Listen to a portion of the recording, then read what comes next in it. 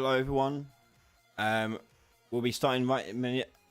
Just got to deal with my children and I'll be back on in a second, okay? So be right back. We'll be starting in a moment.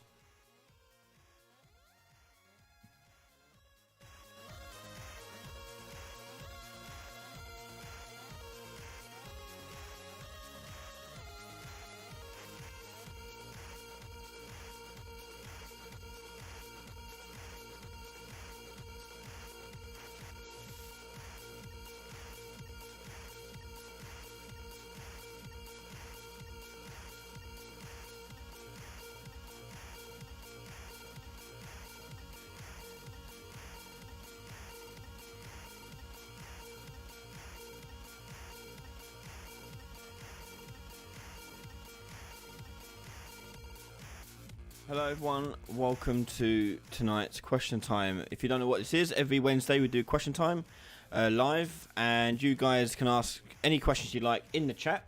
In the chat window over here, I'll read out your questions and try and answer them as best I can. They could be about game development, Unreal Engine 4, gaming in general, or anything really. I don't really mind. I can answer anything you like. So if you have a question that you want to ask, leave it in chat. And I will try and answer as many as I can. If I don't get your question or miss it, don't fret. Just put it in there again. I'll try and catch it next time around. So let's get cracking. So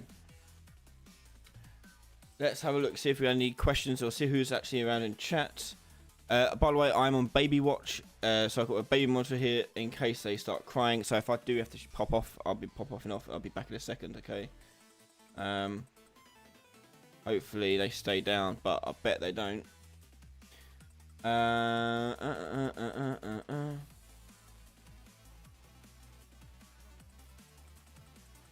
Okay, so we've got OMG Ferrets on Twitch. Hello. Hi, Mercia, Yoza, Kopi. Yoza Hughes asking how to make multiple planets to travel to, like Destiny or something like No Man's Sky. Okay, so two very different types of games. Destiny, pretty simple. It's just levels. They're levels, not planets. They're levels, and those levels also have sub-levels and sub-areas and things like that. So any kind of level, sub-level type architecture is basically the same as any other game. Nothing special about it. You just have loading screens that load you up into one world into the other. No Man's Sky, though. And I can't say for certain because obviously I don't work on No Man's Sky. I have no idea for certain what they do. But my theory is that the planet is actually flat. And when you enter the environment, it loads in a flat environment. So it gives the illusion of you landing on a round planet, but you're actually not. Because I haven't tested it, but I guarantee it, you can't go from one point of the planet, fly dead straight, and wrap around, return back to the same place. I haven't tested that theory, but that's what I think they're doing. So you have two environments. You have the space environment and you have the planet environment. And as you transfer into one into the other, it blends and loads up the flat environment. That's what I think they're doing. Again, can't guarantee for certain.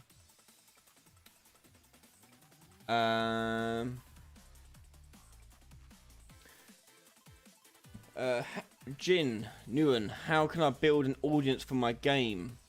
Good question. Share what you're doing often. Be prominent on social media. Talk about your game a lot. Show as many people as you possibly can, and gain interest and an audience before the game's been made. Just keep sharing it. That's really all. There's no real one-trick answer, because otherwise we'll all be making loads of money from all these different games we're making. But that's the number one thing, is just share your game. Too many people are too precious with the game, so make sure you're talking about what you're doing and share it across to peers and strangers. Amazon 3D. Alright mate, how's it going? Quick question for you. Will your targeting videos that you did for third person work in first person? Yeah, it should do. Don't see why I wouldn't. Maud 11, lovely stuff. Ever plan on doing some VR tutorials? Yes. Earlier this year I was experimenting with VR and trying to get working and looking at what we can do with it. So yes, that will be coming. We'll see how that comes along. Time is getting short. We're running out of time for the year, but I'm going to try and get it in at least 1 or 2 in before the end of the year. Koenig von Prueben. Sorry if I can't pronounce your name. Hey Ryan, I'm currently learning UE4 blueprints, and it seems a lot of tutorials do not use good practices. Your May tutorial is the best I've seen. Do you recommend other sources or anything? Well, thank you first of all for enjoying the Maze tutorial. Do you recommend other sources? I like Matthew Wadstein's videos, but they're not really tutorials in the sense. They're more like video documentation, but he does good ones. Trying to think of good practice. I don't know. I'll keep an eye out for good examples. I'm not 100% sure. X-Draco, about my question from last week. I got the answer. Add the inverse relative rotation of the component to the final rotation. Oh, that was to get it to look at it, wasn't it? Yes, I remember now. Well done for finding it out. Jordan, yo Ryan, indoor tutorials with the switch, how could you make multiple switches open a single door instead of just one switch? Thank you. So opening doors, there's tons of ways of doing it. Let's do a quick example. Make a door. Let's see how quickly I can make a door.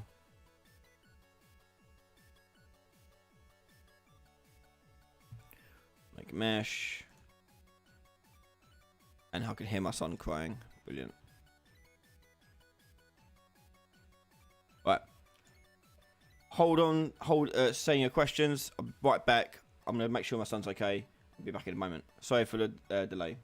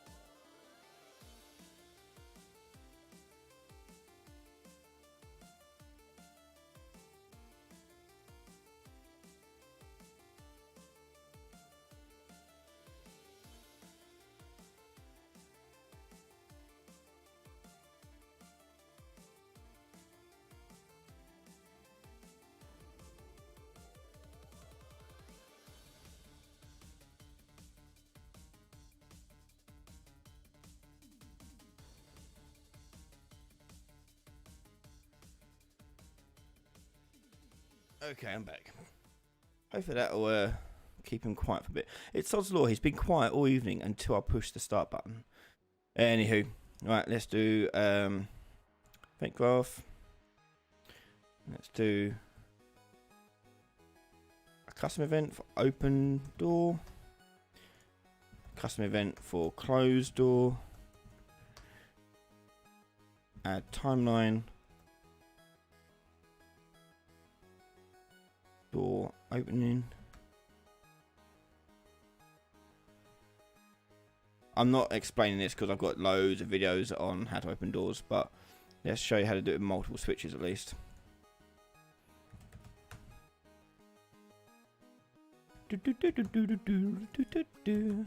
That's one. So you got a graph like looks like that. Play, verse, set relative location. Whoa. Multiply that by a vector. And we're going to move it in the Y by 200. Hit save. Okay. Okay, there's a door. So you've got functions set up to open door and close door. If we want to switch to do this, so we need a switch actor as well.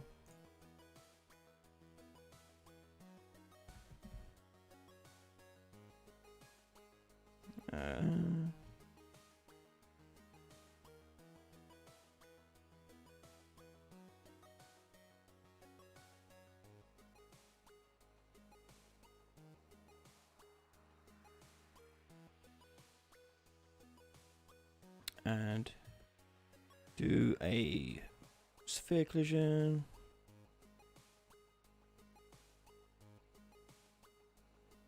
Like so.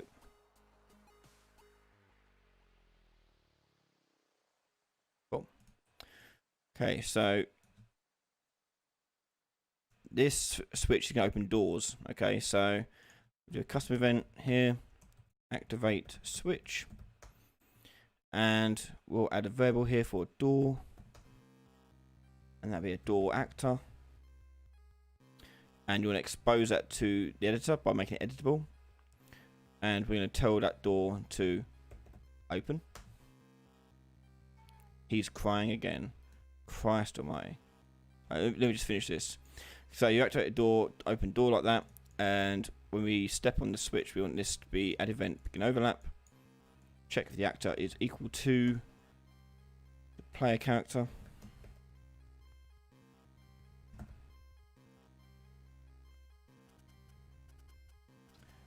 And then you want to activate switch.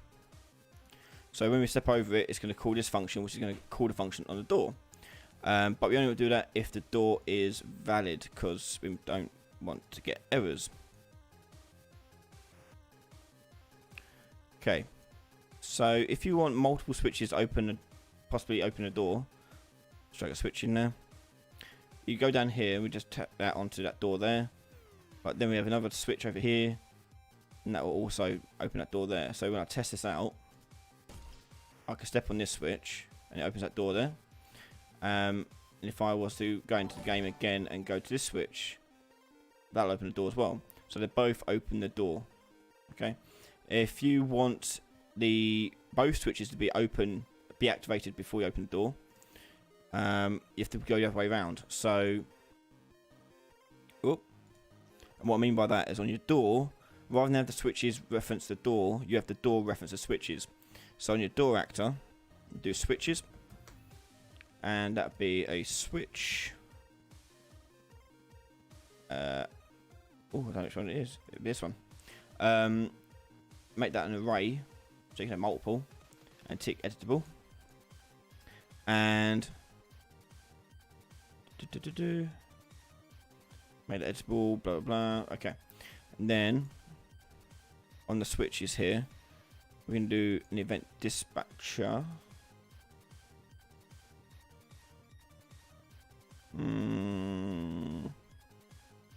Yeah, no. Yeah, so the door here will have one switch, we'll have this one, and then we'll add another switch, maybe that one. We've got two switches, and every time we click on a switch, we need to call an event on the door to check if all the switches have been opened. So on the door here, we're going to add an event dispatcher here, and we'll call that one switch pressed, and on begin play, you're going to grab your switches, do a for each loop, and then bind switch pressed, bind event switch, no, No, not from there. No, that's not right.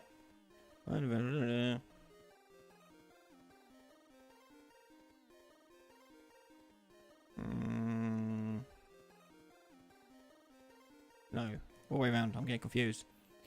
When we click on that, we want to call. Okay. Bind event to switch pressed. The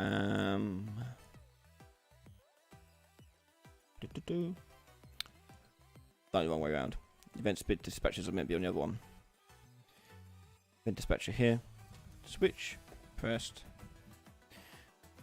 And on the door, you get switches. Ooh. For each. And then we bind event to switch pressed. And the custom event here is going to be check switches. Okay. On the switch, you'll have a variable is activated. And by default, it'll be false. And when you activate a switch, rather than open the door, you're going to call that to be true. And then you're going to call switch pressed. On the door, that will then trigger this. Check switches. And we're going to get the switches again. Do a for each loop. Whoop. And what we're going to do there is check is activated. And I'll make this actually a local verb function. Hang on. Collapse function. Check switches. Oh, just call it that for now. In here, we'll have this going on and is activated. If it is true,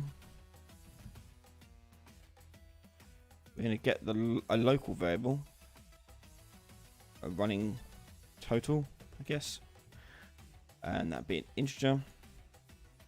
If it's true, you're going to add to it,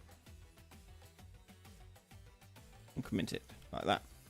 Then at the end, we're going to say running total is equal to the length of switches. So if you've got 2 switches, you want to make running total to be 2. If they're equal, that means all your switches have been activated. So we do return. Drop that in there.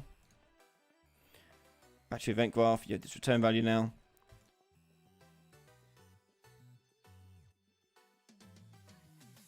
If it's true, we'll do open door.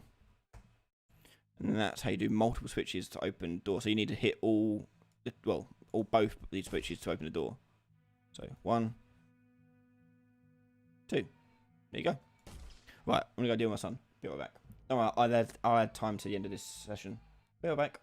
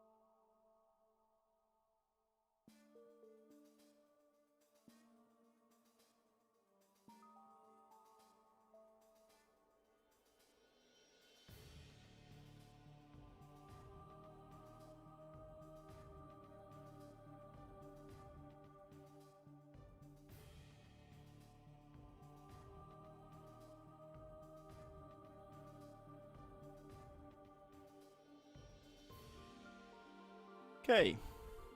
It's going to be one of those nights. I can foresee it. Where I just don't get no sleep. But anyway, there's your switches, Jordan. Hopefully that solves what you're trying to do. Hello, everyone that's just joined. Sorry about the sporadic in and out. My son is having one of those evenings where he just wants to be up, down, left and right. So, apologies if I do have to shoot off momentarily to deal with him. Right, let's find someone else's questions. Ryan from SB. Ryan, can you make place actors? I don't believe him. He's crying again. Right, I'm going to see if he just puts himself to sleep.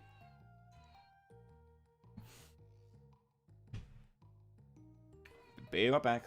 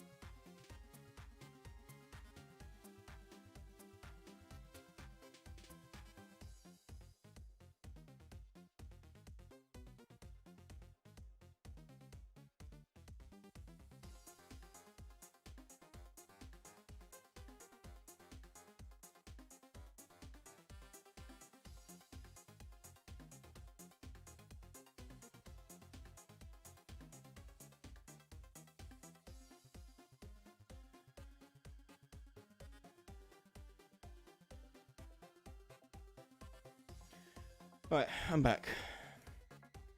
Sorry, guys. We'll add it on to the extra time, so we'll go for a little bit longer tonight. Anyway. Yeah, I have a 3-year-old son and a 1.5-year-old daughter, and my son is a terrible sleeper. He does all of his drinking and pooing and weeing at night. It's a pain in the ass. Anywho, I can't remember what I was doing. What was I looking at? SB, can you make place actors you place within the world into meshes you have in your content browser? Eh? Can you make place actors you place within the world into your meshes you have in the... I'm not 100% sure what you mean, SB. Do you, like, can you make place actors you place within the world? Do you mean, like, like placeholder points. You can do that if you want. You can make like little placeholder points. So if you want a little actor there, well, not even that. You can just drag a. Can you do a static mesh in here? No, you can't. Okay, yeah, just do an actor. Add a static mesh. I think this is what you're talking about. Add a variable called mesh, and call that static mesh. Type and make that editable. Then in your construction script, you take your static mesh component and set the mesh to your variable. So now I can place a placeholder in my world like that, and I can choose what mesh it's using. Like so. I don't know if that's what you're talking about. Let us know if that is correct or not correct. I'm not 100% sure what you're asking. Apologies, but that sounded like what you were trying to ask.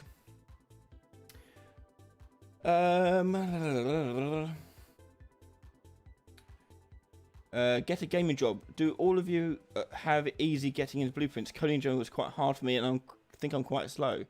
Hey, get a gaming job. Don't fret. I'm still learning stuff. Every day, I learn something new in Unreal. Yeah, it's impossible to know everything. You only get better over time. I've been doing this for 4 years now. Still learning new stuff. Yeah, so don't fret yourself. Yeah, you're always going to keep developing, keep getting better. And you will get quicker. Okay, I've been using Unreal for 4 years, but I've been using game engines and programming for many more than that. And I've taken my learnings from those other engines, from the other programming languages, and brought it forwards into this, and it kind of adapts quite nicely. So once you understand the basic concepts going forwards, you should be okay. I've been doing this for about 10 years, okay, and I'm, again, still learning stuff new. So don't beat yourself up about it.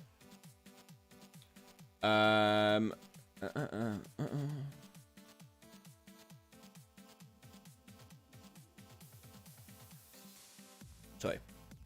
Okay. Jimmy Jim, how do I get the location of an overlapped actor?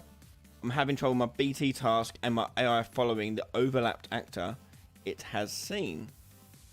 So when you overlap an actor, you should get a, like for example, on our switch here, you've got other actor as a pin when you do an overlap. Store that as a variable, and that would be what you are following. That variable. The variable is a reference to the instance.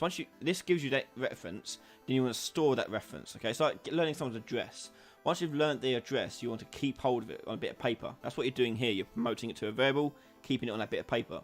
That way you can find the address a lot quicker. That's what that's doing.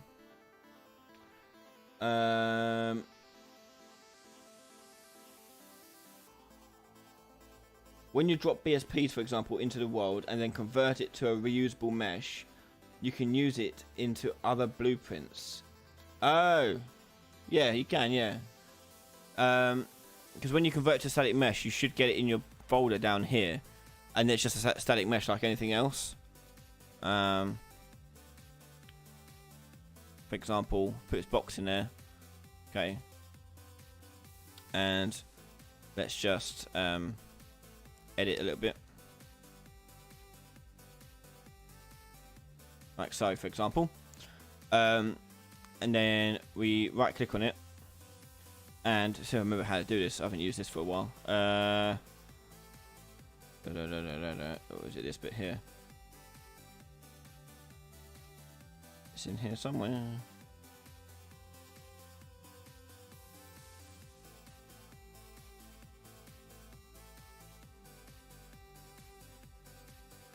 Oh, it's down here. Sorry, it's in this setting. I remember now.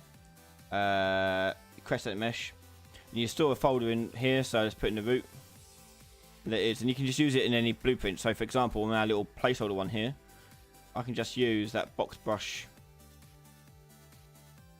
And there's that block there. Is that what we're talking about?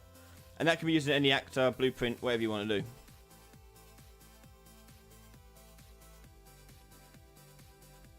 Extraco, I just have to say thank you for your IK tutorial. I was researching the subject this week without finding a good one. You're welcome. There are 4 parts to that tutorial. The first one we've covered The next 3 cover foot placement and getting that looking good, and explaining how that works. So check that out on Patreon. They'll be coming out over the course of this month and probably into next month. Let's say, got tons of stuff coming, and I can't wait to tell you guys. Well, I have to wait, but I can't wait to tell you guys the plans for the anniversary week. If you don't know what I do every year on the anniversary week, which is like late October time, it's during my half term when I'm not teaching. In that week we do something special. So this week we've got something special planned. No, this year we've got something special planned, and I can't wait to get you guys involved with it. It's gonna be super cool. You're welcome, SB. I'm glad that we got that correct for you. Zimmy Jim, is there an easy way to make a player glow with increased intensity when a variable is set, and then fade on a timer, maybe?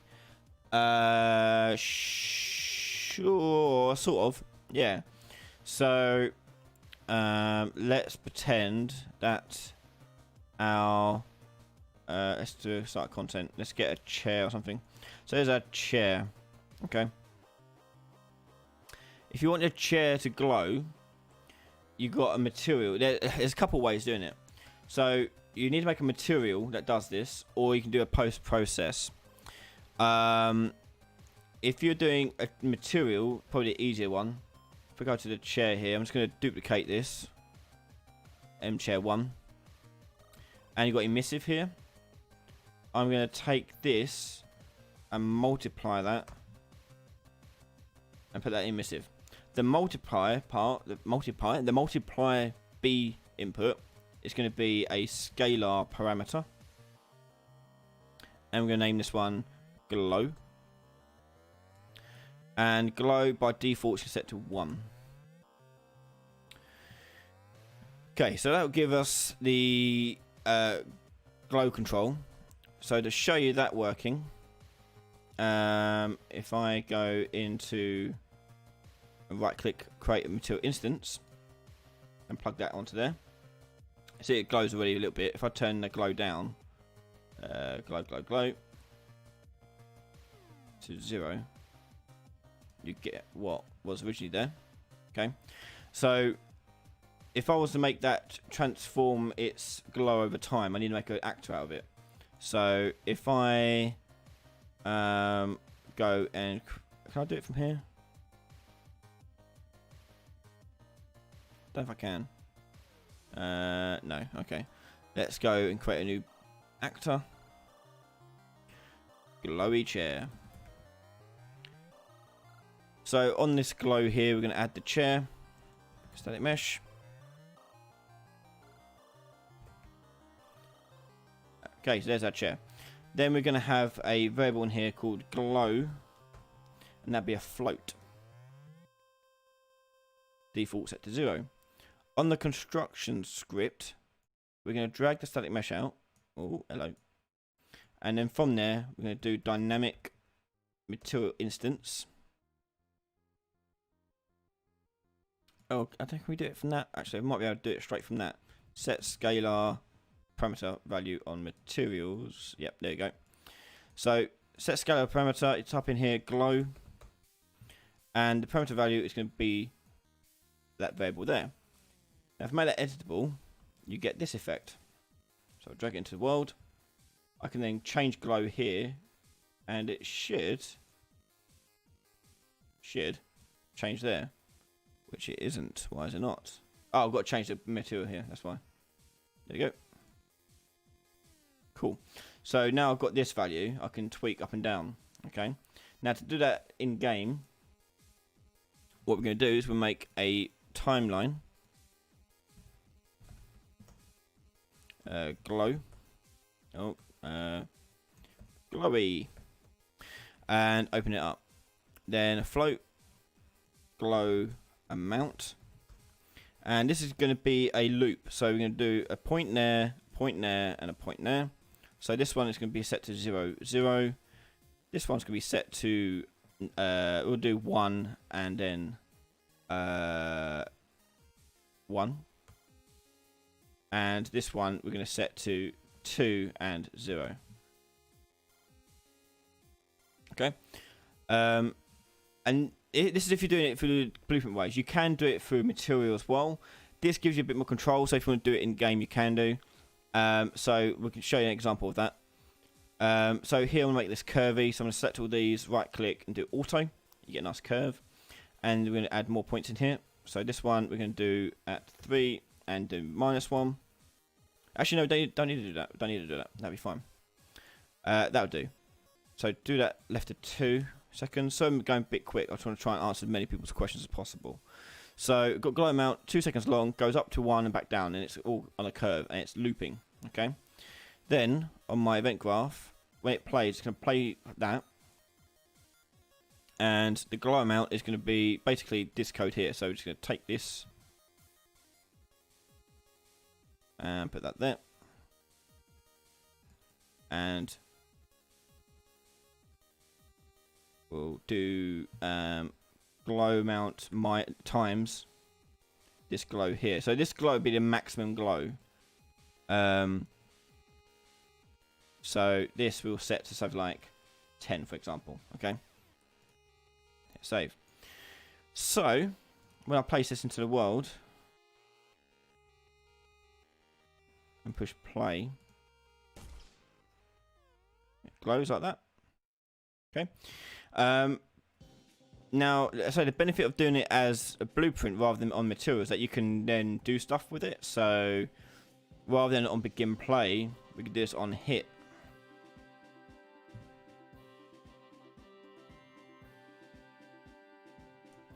And we may have to do some other settings here. Hang on.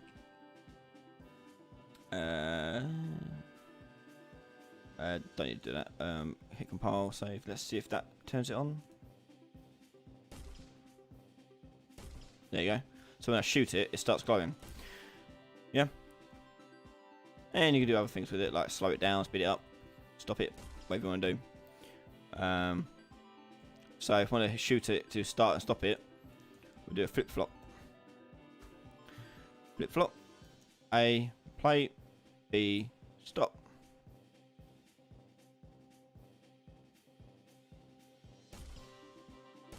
So it starts. And it stops. Start. Stop. Yeah, there you go.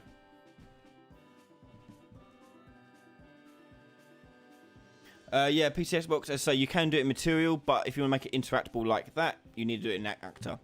I can show you the material way if you want. I'll show you the material way. Let's go into... Yeah.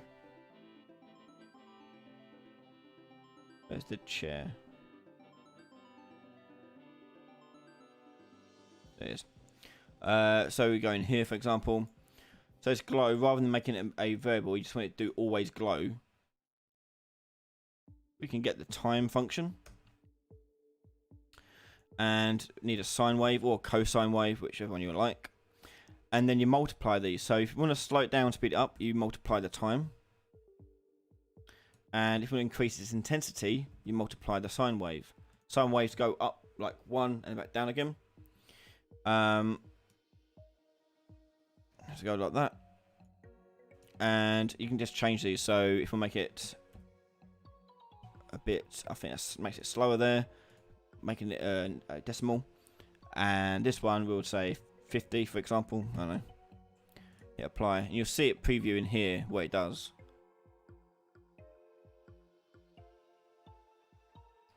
It should. There you go.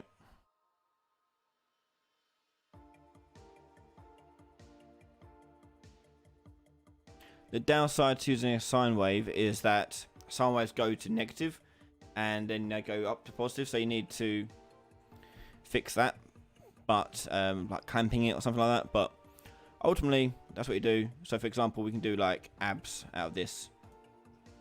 You get a much you'll see it goes a little bit faster because abs makes all the negative values positive, so the sine wave is now going to be like bouncy like that, like so. 50 is probably a bit too much. Do 10. But yeah, here you go.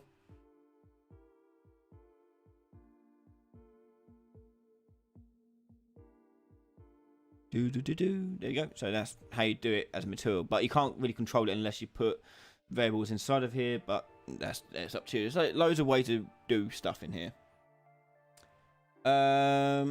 Get a gaming job. I'm curious about loading screens and such. How do you know if and when you need one, and how do you implement a loading function? Right. Here's the big trick. So there's people are always asking, how do I do a loading screen? How does it work? What do you do? A loading screen is not what people think it is. When you play the game, we don't have time to set it up now, but when you play a game and without a loading screen, you'll notice things slowly pop in and load into view and set up. What you do is you hide that with a loading screen. So think of a loading screen like a curtain for a stage play. So you close the curtain, which is the loading screen, and then all your actors and your set dressers get everything ready, and then when it's ready, then you open up the loading screen. Now, by default, in Unreal out the box, there's no real way to really know when everything's ready. You can do little manual checks on all the items that you want to check, but ultimately there's no real way. So you just time it, really, give it some time, and then open the curtain. But there are ways to get it if you are trying to read large amounts of data off a disk, and you can get how much it's been downloaded or uploaded if you're doing online stuff.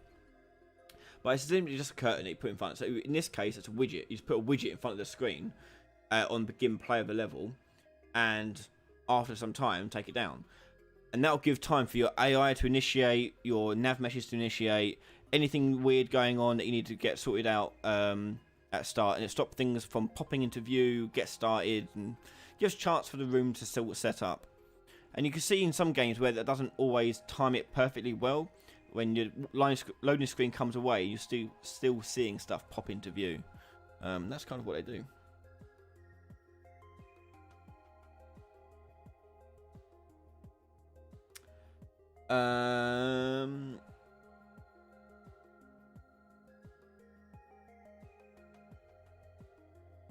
But I will do a loading screen video at some point. Oh, and you know when to need one, because it will load up and it looks ugly, and you need to hide that ugliness. So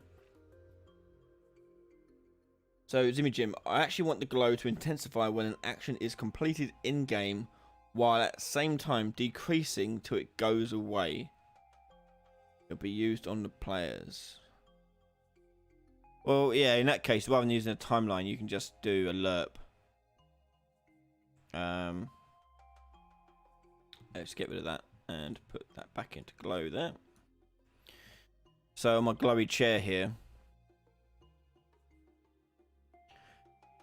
rather than doing this glowing timeline, you can do on the tick event, glow, get glow, and do F interp 2. And that'll be your target. And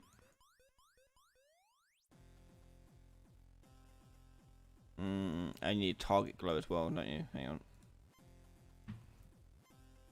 Target glow. So that'll be the current one, and then target glow will be a target. Again, we'll make that editable like so. And turn that one off. So target glows are going to be a target, and when you go through, we're going to set glow to this thing. And this will be on tick. Get world delta seconds, and then the speed of it. So say like 1, for example. And then whatever you set your target glow to, your glow has to match it. So let's set glow here to 0. So in the game, if you complete a task, set the target glow of the actor to whatever value you want. So if we set this to 20, yeah, this will now interpret its way to 20. It should do. Oh wait, didn't do the other half. Oh, got to actually put this in here.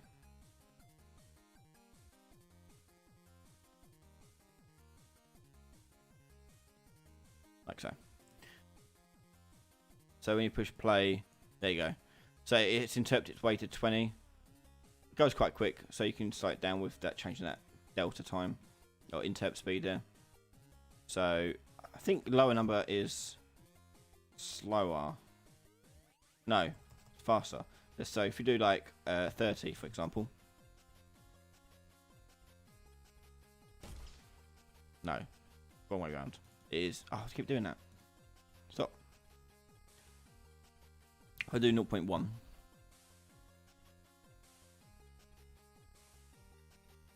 Yeah, it still goes quite quick, but that's just how quick tick goes. Just put whatever number you want in there. You can make it glow up to a certain value or go down to a certain value. Yeah.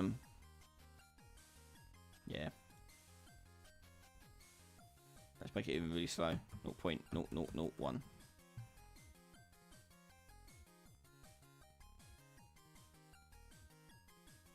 Okay, so it's now going to glow up. It'll take a while. That should be done by now. Maybe the value's too small. I don't know what the limit is for this thing.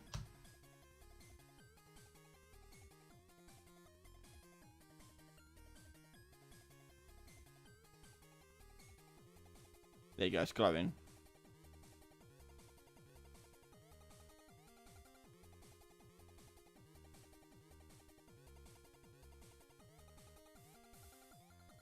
It's getting there. You can see the glow is different from that one to that one.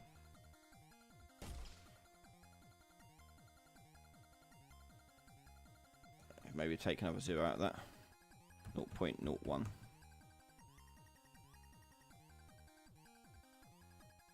There you go. That's how you do that. Next question. Where am I looking? Patrick Jessman. Right, have you used or are familiar with the face animation app that works directly with UE? I'm familiar with it. I haven't used it because I don't have an iPhone. I have an Android phone, and it's not available on Android, sadly. Hopefully in time they'll come out and I can play with it a bit more. Let's have a look for another question. Aaron Barber. Hello, Ryan. I had a question about AI. I was wondering how you might set up a team-based system where you have multiple characters that you can switch between that have different abilities. And that can auto-attack when not being possessed. I'm kind of shooting for a system like in Sonic Heroes. Yeah, so when you possess or unpossess a character, so for I don't have one, but for example, imagine this is the AI character / player character. Okay, it's one of the characters you play as, and you do a switch to unpossess it. There's a function, an event called unpossessed.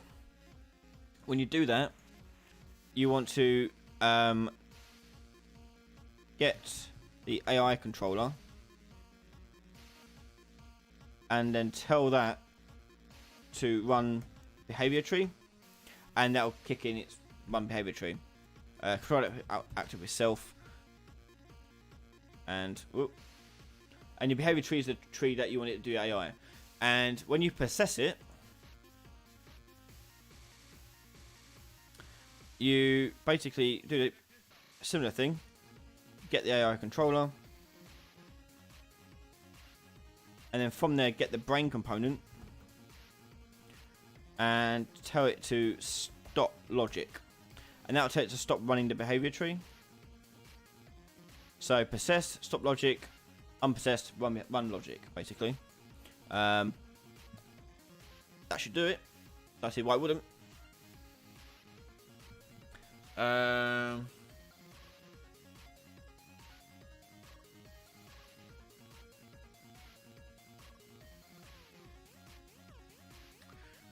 So Mad does YouTube. I actually did something like that in a live stream a while ago. It's a Game Dev and Chill. I can't remember how long ago it was. About probably 3 episodes of Game Dev and Chill ago. back in maybe June. Check it out. I'll do it in that. It's when I'm making my firefighter game or playing around my firefighting game.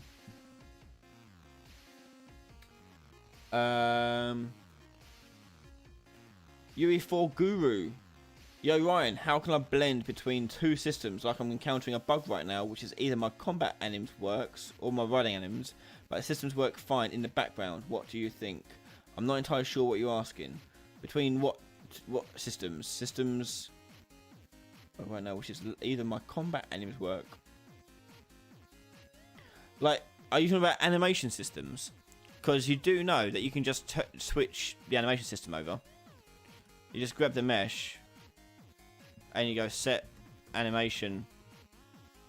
No, what's it called? Anim instance class, and that's your blueprint. So that's how, if you want to just switch between two different animation blueprints, that's how you do that. If you want to blend between the two, then it has to be in one animation blueprint. And basically, for example, I ain't got one in here, but let's have a look. I can just quickly make one. So you can have you'll probably have a state machine like this, yeah, where you got your running, walking, blah blah blah, and you want another one. Just make another one, and then you can blend between the two of them. And by ball probably you'll be using, and your ball will be like a verbal saying is riding, and that'll go into there. So when it's riding, it'll do this one. When it's not riding, it'll do this one. And you can control the blend time, so forth here. And that just plugs into that. If that's what you're asking, that's how you do that. Let me know if I got that wrong or what you're actually after.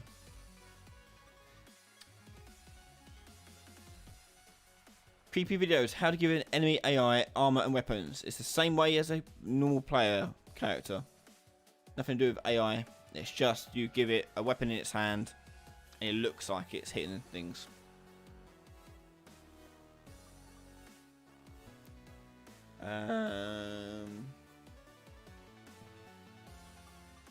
Oh, probably Marion Stancy.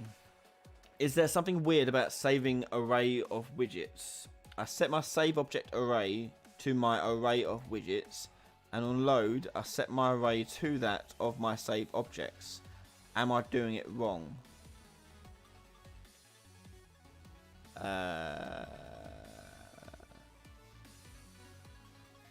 Trying to make sense of what you're asking, Neil.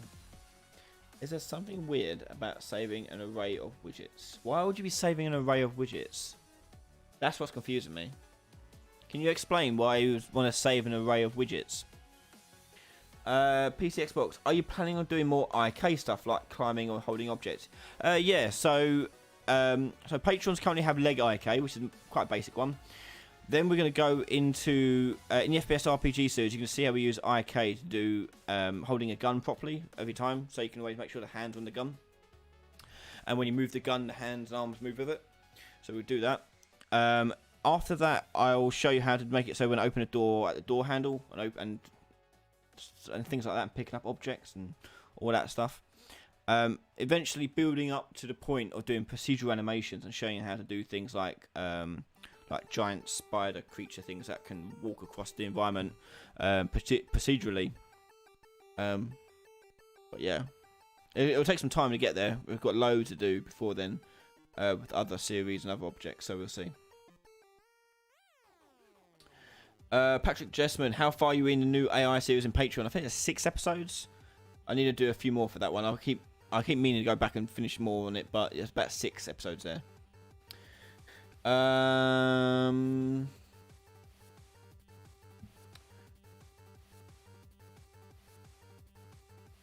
Right. Okay, Marion, I see what you mean. After Dragon Drop spell to I'm saving the other changes by creating an array.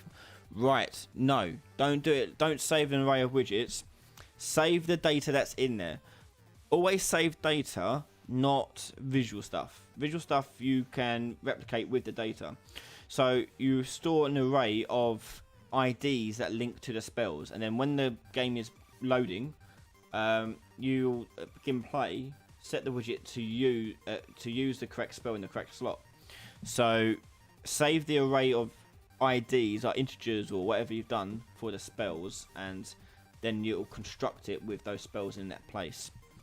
That's the way you do it. Thanks, Patrick, for your eventual support.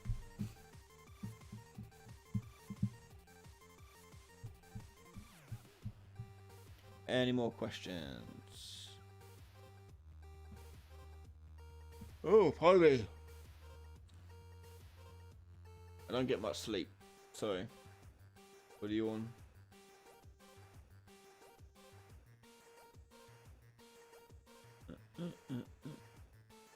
Well, whilst we're waiting for that, I'll let you know a few things are coming out.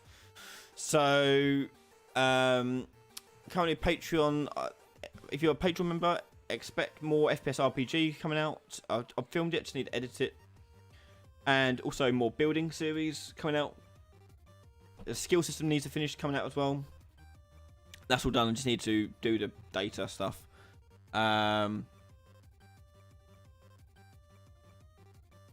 Yeah, so we'll check that out. I've got some other things coming out as well. Hang on. Like plug-in stuff as well to talk about. Let me just reply to this.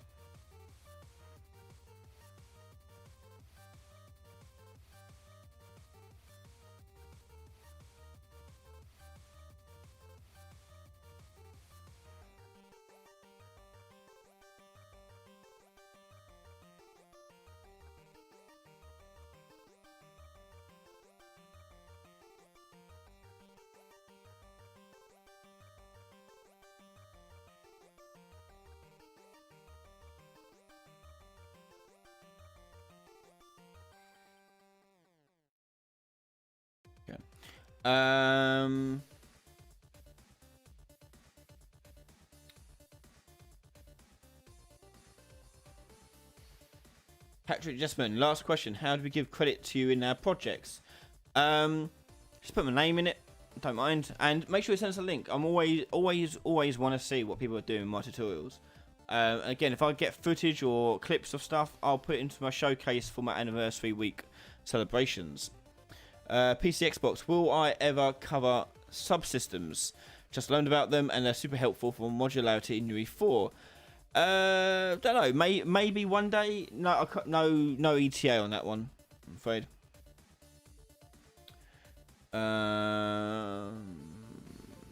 Impractical Jokers, can you show how to import a Mixamo character without weird additions? It always gives me a skeleton error and animations look very unstable.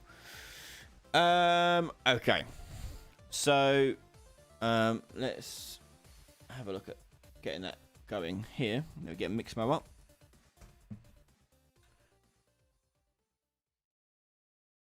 Mixamo has I have mixed feelings on Mixamo. Some animations are better made than others. And majority of the time need some tweaking because they're not made useful. So let's drag Mixamo here. Okay, so here's Mixamo. So if you don't know what Mixamo is, it's a free website where you can download characters and animations. So for example, if I go and let's do a combat one, okay? And let's do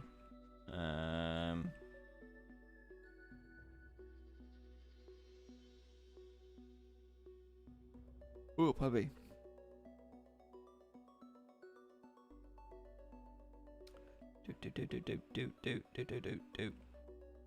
Let's do that one. There you go. Okay, so yeah, you can click a animation. You can also go to characters up here and give it to a character. So if I want, let's say, this woman here to do it, Maria with prop. Yeah, there she goes. And you can download them. Okay, so when you download them, you've got settings here, but when you download them, you get a few options. FBX is what you want with the skin. If you want to do it with that skin, you can do. Frames per second 30, keyframe reduction none. Great, download. Now download that. You can also upload your own characters, and it'll rig, and you can then use animations for your own characters too. I did that for the Santa Claus in that Santa Claus game I made last year. And then we'll drag that into our world here.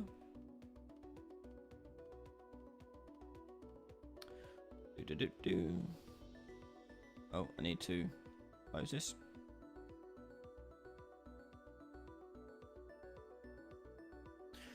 Okay, so when you import it in, we want skeletal mesh, yes. Import mesh, yes. Yep, that's fine. Skeleton, yep. Import animations, tick, yes.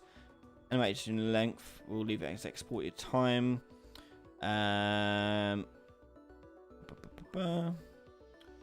See how that looks. So nothing really extra weird about this. The thing that Unreal struggled with Mixamo is things like root motion, because the way Mixamo skeletons are set up isn't made for root motion. So you have to add your own roots to them, which becomes problematic and difficult. So there's my character, and there's animation.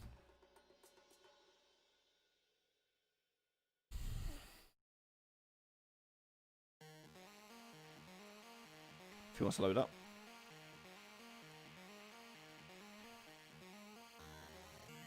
Okay. There's my animation for this. This one seems to be okay. Nothing weird with this. As I said, the thing that you have problems with this root motion, if you do root motion stuff, is with the skeleton. So if I go to the skeleton, I can show you. We go here. Bones or hierarchy. Okay, so here's our skeleton for this character. Now, by default, you'd ideally want the hip bone to be not the root. You have a root that's in between the feet. This one seems okay. There are some that don't have that. Okay, and it causes all sorts of issues. Or is that got it there? Oh, I don't know. Hang on. Bones. Ooh, hello. Bone names.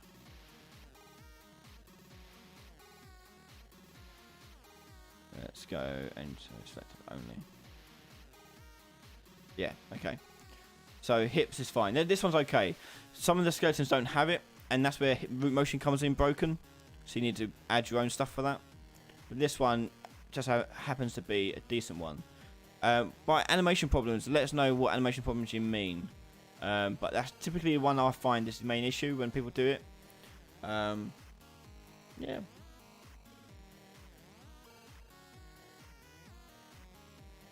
You still ask questions, that's fine.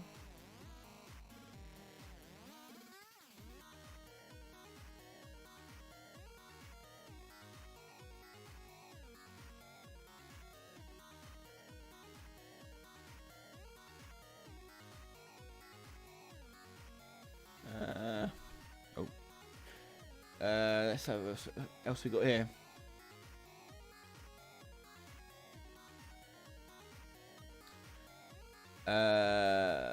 Mod 11. I think it's possible to convert ragdoll mesh into a static mesh. Say, like, so it can be a pile high and character walk over it. Interesting problem. So we can actually use this character for this. So if I just go and drag our character in, so, and let's go to say enable simulate physics, and let's change that to ragdoll. So ragdoll happens like that, and when you walk over it, you're knocking the physics objects about.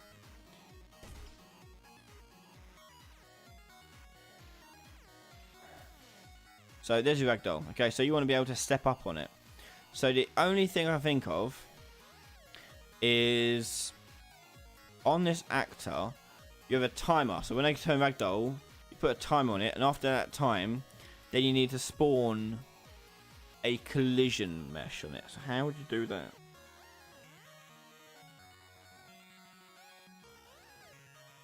Oh, brain.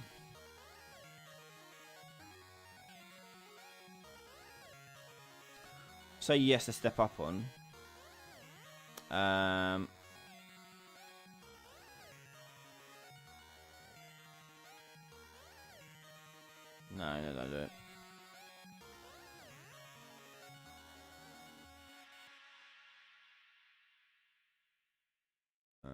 is this?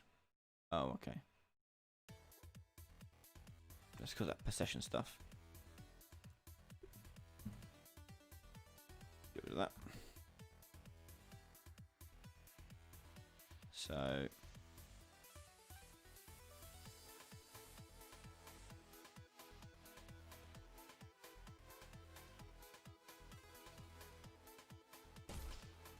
okay, so they all pile up, but you want it so that you can pile up on them as well. Interesting. Okay.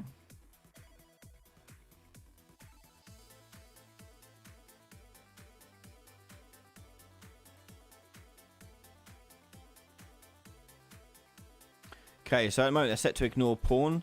So in Ragdoll, once you've got the settings for that, change that to custom and change pawn to block. And let's see what that does. There you go, I can walk up on them now. It's a bit bumpy because there's so many different collision objects on there.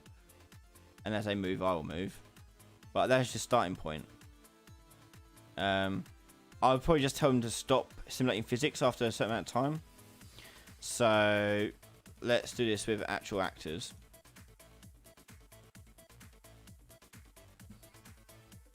Okay. Great. No, alright.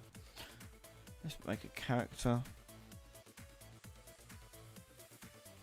And let's put this woman in there.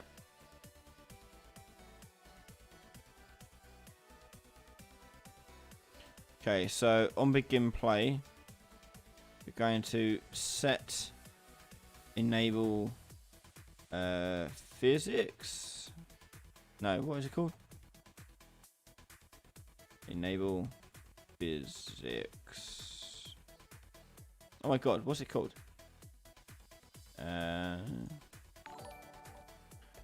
Physics. Oh, helps I can spell it right.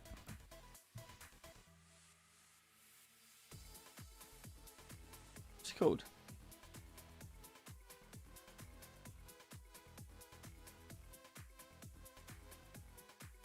Simulate physics. There you go. So do that on begin play and turn it to be true, and then we'll do a delay, for example, and put a delay in for 3 seconds. And when it's completed, we're going to take that on over here and turn it off. Okay. I'm also going to turn Ragdoll setting on. So from there, set collision response to all channels. And we'll tell this to be... not all channels, sorry. Set collision to channel. And pawn, you want to set to block pawn.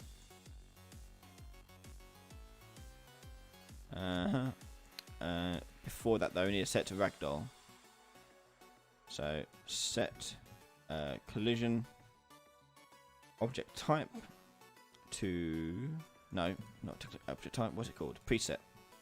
Collision No. What do they call it?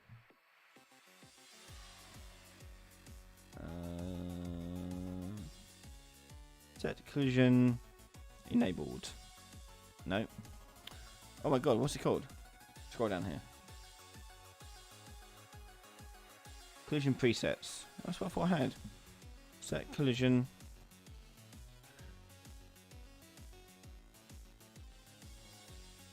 I guess I can't just change it to the preset that I want.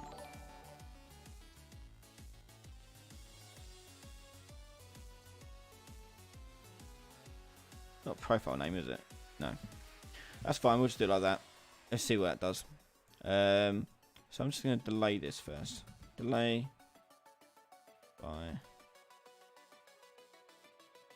2 seconds. When you do that as well, don't forget to turn the capture component off as well. So set collision enabled to no collision. So let's drag this out into the world. And drag this up, drag this up, drag this up. Okay, so these should fall after a few seconds. Oh, hello. Mesh. Let's change it to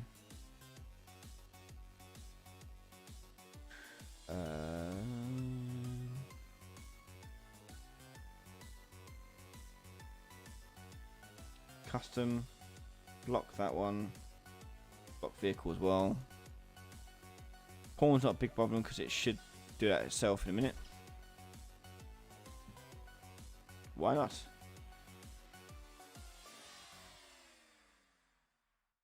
It should have physics asset associated to it. There's material.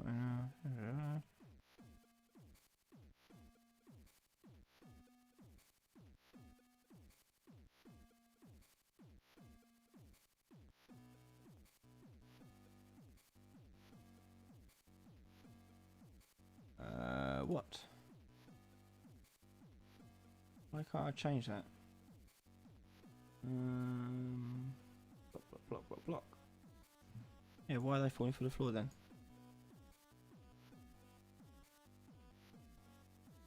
Got the physics associated to it. Yeah. I don't understand that. Why is that not working? It's just for simplicity. Change the ragdoll first.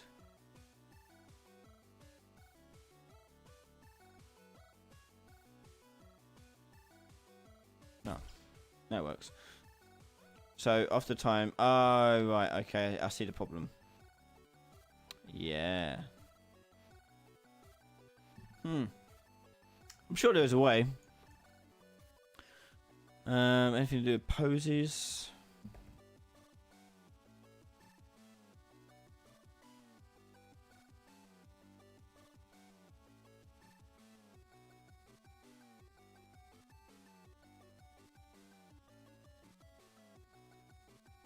Don't know. I need to play about with that one.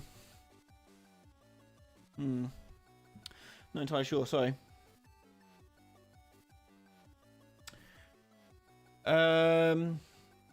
Patrick Jessman, what is the Patreon, Ryan? It is patreon.com/Ryan Laley.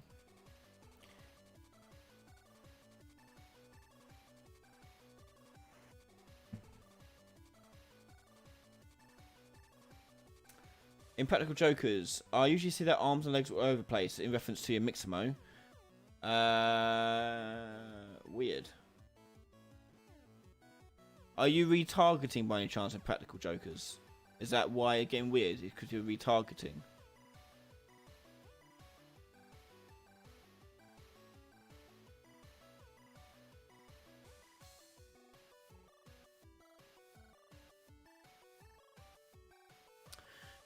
Animset Pro, it comes with root motion animations. How do I implement it into a game because of XYZ reasons? Okay, I first of all need a root motion thing. Let's do a roll, for example. Oh, animations. Roll. Dive roll. Okay, so that'd be one with root motion. Hopefully that comes with a skeleton that's root motion as well. Don't have it there, but hopefully when we download it, it does.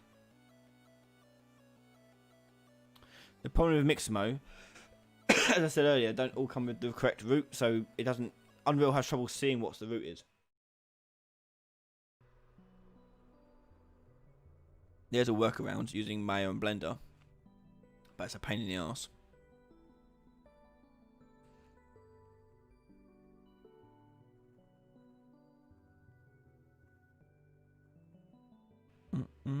Oh wait, no, what I'm doing? Don't open it up. Oh, bollocks. Hang on.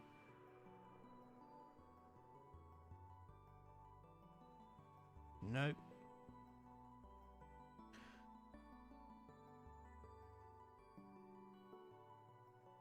And that comes in. Yep. Okay, Okay, let's hope that this skeleton's okay for this. The root needs to be in between their feet. That's the main problem. That's the main thing. Then it connects to the spine and so forth.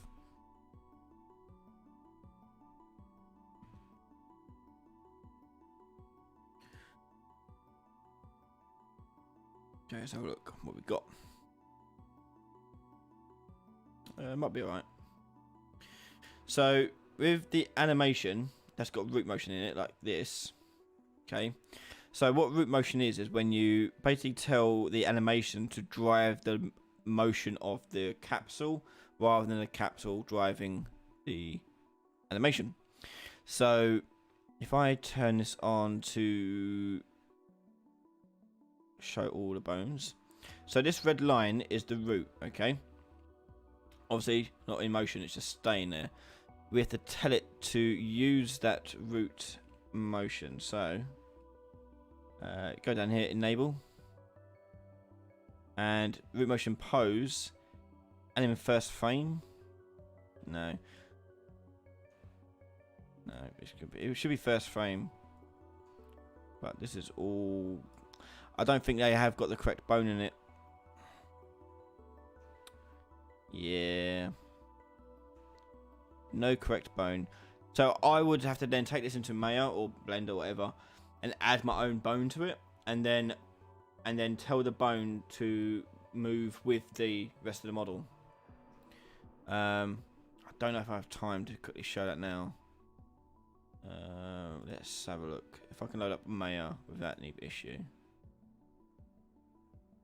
I can show you how that roughly works.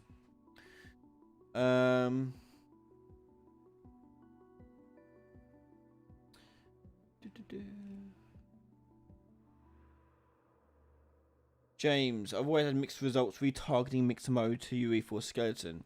I'll be doing video on retargeting at some point soon, I think, because it's on the vote for Patreon, and I think most people have voted for it. So, yeah.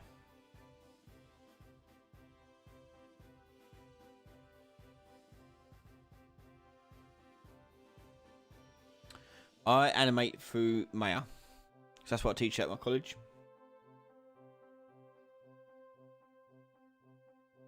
Okay, we'll do this, and this will be the last thing we do probably. Still 3 questions up, so if I do have a chance to get into a question, I will answer it as best I can.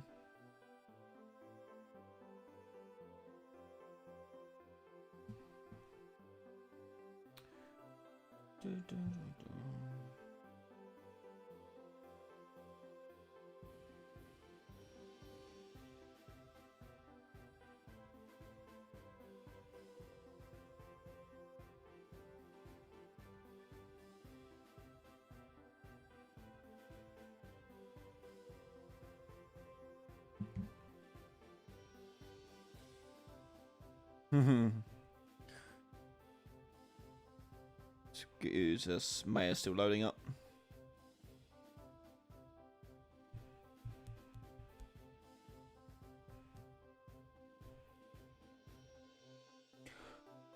Oh.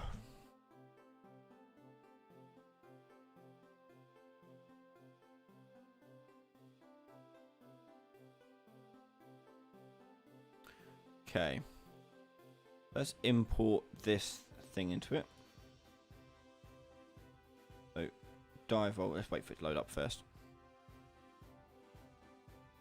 And the process will be very similar in Blender. You just find the alternative, the like for like settings, and you can do it.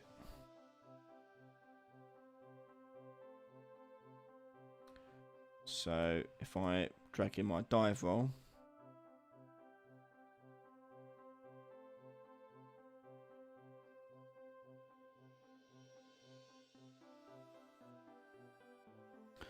God's sake, come on, catch up. Still loading.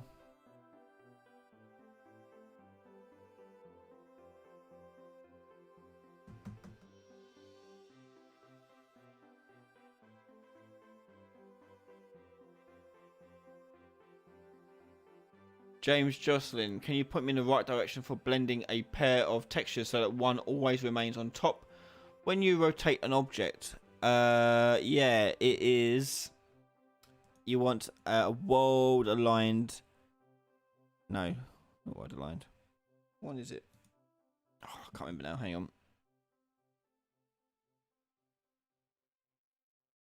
Open one of these. In fact, it's actually in one of these, I think. No, it's not. Okay. Yeah, so in here, there is a... Oh, yeah, you get the normals. And it is... I think it's pixel normal world space. Let me double check that. Normal...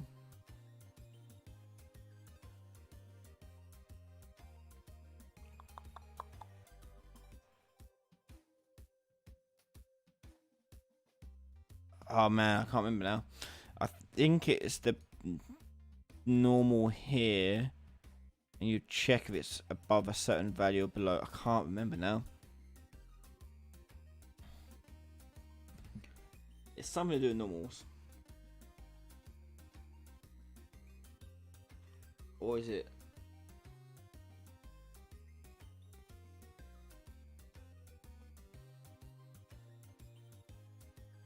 I don't know. I'm losing my mind at the moment. Maybe it's world align normal.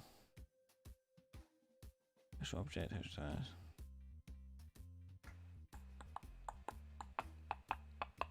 I have to look it up again. I can't remember it off the top of my head. Sorry. It's something like that. I need to go back and have a look. I ain't looked at it for God knows how long. Okay, so we put our animation into our modeling program of choice. And you'll see all the baked keys at the bottom. In this case, at the bottom.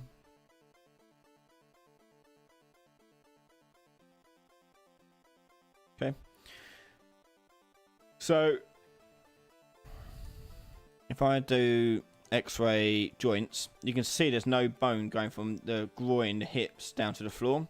So I need to make another bone for that. So let's make a bone. And click that there. Enter. And let's just make that a bit easier to see. And I'm going to name this one root. And I'm going to drag my hips. Oh, actually, first of all, let's make sure the root's on the correct location. So I'm just going to move it. Like so. Right, then I'm going to move the hips on. Oh, parent the hips to the root. So now it's connected to it. Okay. Now it doesn't solve the problem because that's still only the first step. Because when I push play, you'll see the root stay still. So I need that root motion to go forward. So what I'm going to do is I'm going to translate its, in this case, Z movement with the hip bone. So I need to look at my animation graph. This is the easiest way of doing it. I say easy. Right, so we need to translate the movement of the hips over to the movement of the root and clear the movement of the hips. So we need the translate in the YZ, I think it is. Yep, this one. So we take that. So I'm going to take all this and copy. Go to yeah, sure. Alright, yeah. Copy. Then go to the root. And let's stop that. Go right start. Then paste that in. Okay. So now you'll notice it goes flying off because now you've got two movements on it. Okay. So now we go back to our hips. Go to translate Z. And on here we're going to just change the value here to 0. And it should 0 them all out. So now you've got a root bone that goes with it, which is what you want. So now you've got that, you now export it. So file, and you go export selection, and we'll actually no, export all in this case because we want the mesh as well. Export all, and I'll just put it on my desktop for now. Fixed root. Oh wait, I didn't bake. Did I bake animation in that? Oh, balls. Let's go back and have a look. Fixed route, animation, baked. Yep, cool. Right, so that's that done. So if I go back to Unreal now, nope, and then go into my content browser. Let's get rid of all my dive roll crap. We're going to re-import it all in. So with the fixed normal.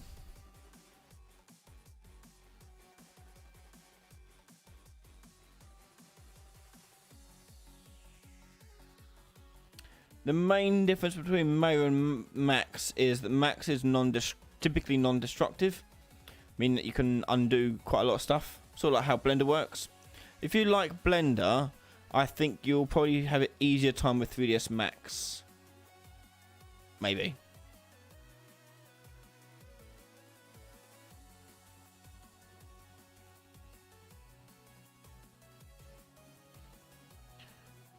Come on.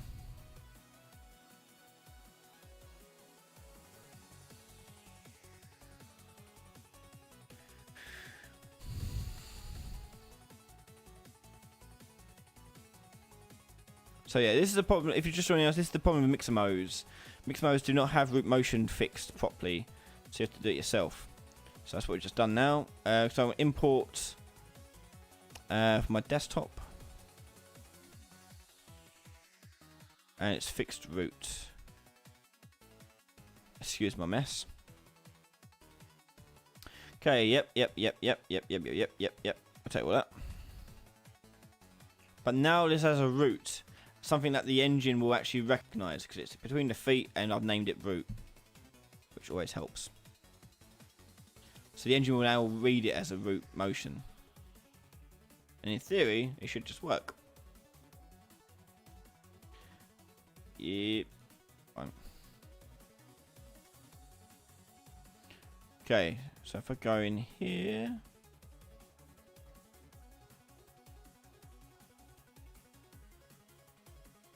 Okay, so there's my animation. So root motion isn't enabled yet, so it will just roll forwards. And the motion, so you can see the root going with it. The red line is the change in motion of the whole entire thing. So if I scroll down and tell enable root motion, oh, it's compiling shaders, might be a bit slow. Hang on. And then root motion root reference is the first frame. Now let's see if this works. It should get up where it ends up landing. There you go, and just stay still. Kind of. Oh my god. Hang on. We'll wait for shaders to finish.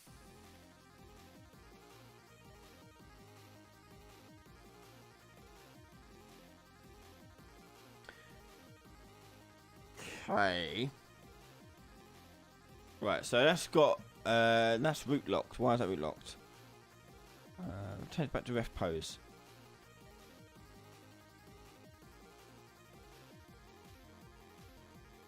No, right, go first frame then. Right, save.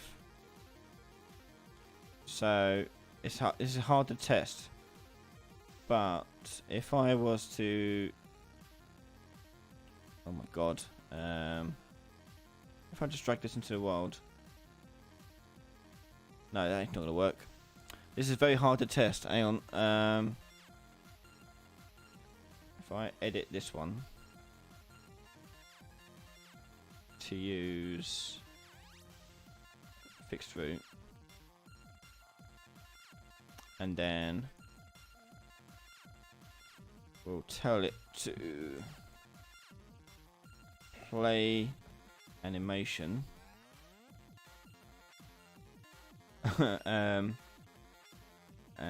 Fixed root anim. It compiles. So after 2 seconds, it will do the animation. I want to turn on capsule collision so I can see it. So we'll turn off hidden in game. And if this works, the capsule should move with the animation. Or not move at all. Okay, let's have a look at this. Yeah, I don't think that looks right. It should be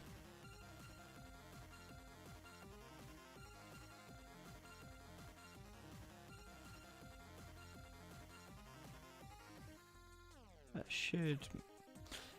The way it should do it is that red line that you see should be going on and on and on and on. Because it updates itself, but I don't know why it's not doing it. Let's test it with that.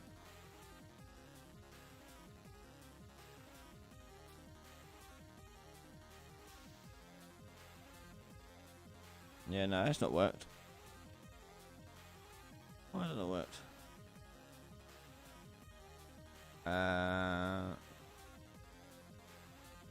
Mesh space. And do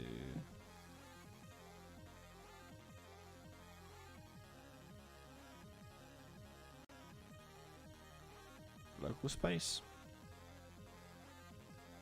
Nope, no additive. I don't know what's wrong. Oh, process root motion. That's what I want to see. Right, if I change that. Oh, there you go. Right, that's what I wanted to see. Right. So that's using ref pose. If I change that back to anim first frame. Or turn it off, turn it back on again. Oh, close it. Hang on.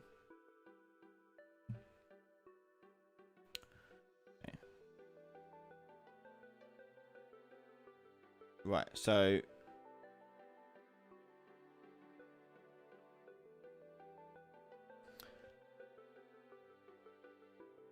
that's only displaying it though. We should be able to see it in game 2. Yeah, let's get rid of the other ones that are, what happened there?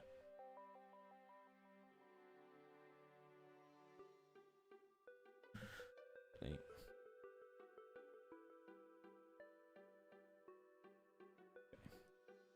Do that again.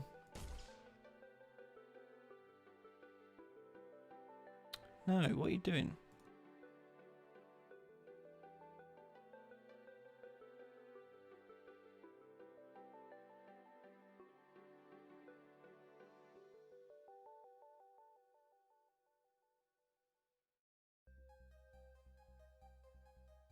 That's correct. That's what we should be seeing. Right, that is the closest it should be.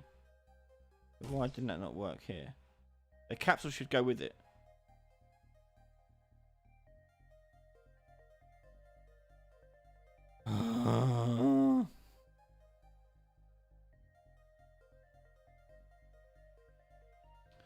Oh, I think I know why. Hang on. I go animation blueprint. Fixed root. Okay. Go in your animation blueprint. There is a setting you need to turn on. Yeah. So root motion mode. We're going to change that from montage only to root motion from everything. Hit compile, save, and then on our character here, I'm going to go in there and set the mesh to use that anim class. If I knew which one it was.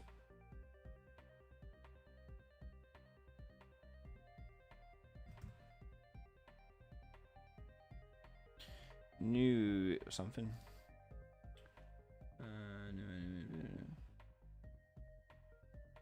Oh. Okay. Now set to receive root motion from everything. Hopefully, the capsule should go with it. You son of a... I'm going to shoot you. I don't understand it. It should go.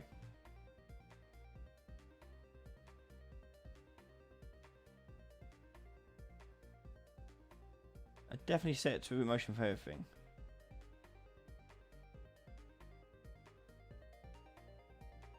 Yeah.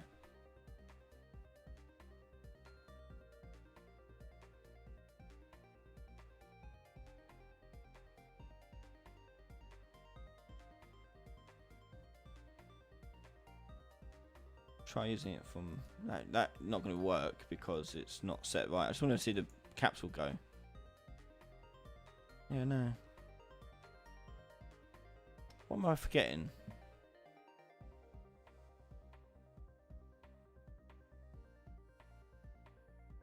Anyone got anything? Yusuf, yes, part 2, 3, and 4 of the IK tutorials are on Patreon.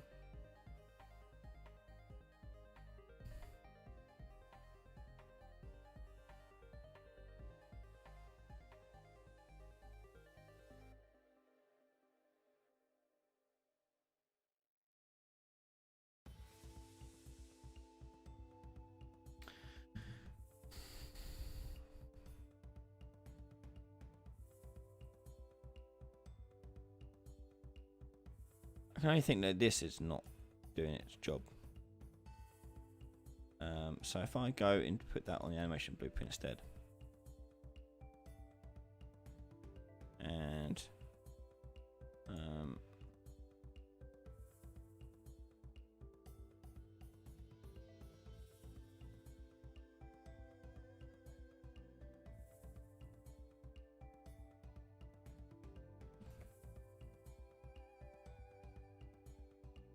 I bet you do play animation from here. No. Maybe make it montage.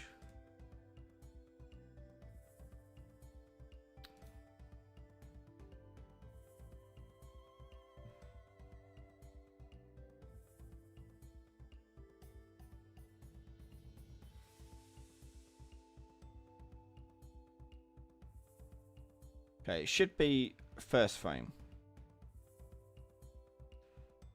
Montage. Character, animation, process, root motion. And there it goes. That's what you should be seeing, is that. A red line. So it works there, but I don't understand why it refuses to do anything else. So let's do play montage, maybe. Maybe. Play anim montage.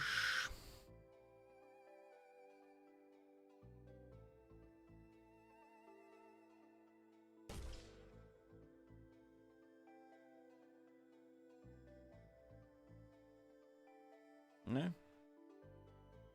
Don't do it.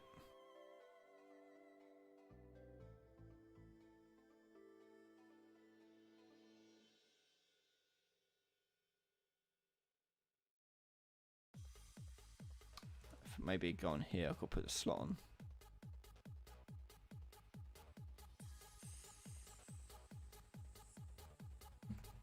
Slot. Default slot.